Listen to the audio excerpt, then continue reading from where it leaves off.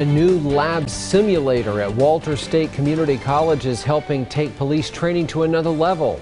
Good evening, I'm Josh Smith. And I'm Sarah Diamond. The community college recently made a purchase to improve its firearm simulation training. Febin Casahoon explains how this will make for a smoother transition for new law enforcement officers. Her story's new at 6.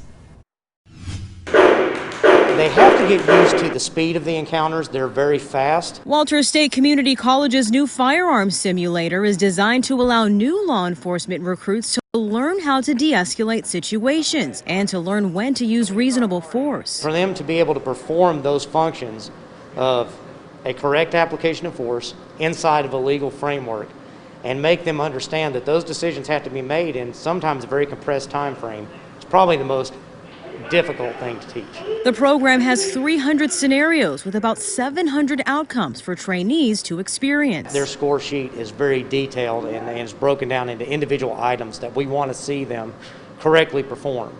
They'll also need to be able to tell us what justifies them in a legal framework and a policy framework to be able to do whatever it is that they decided to do to resolve the situation.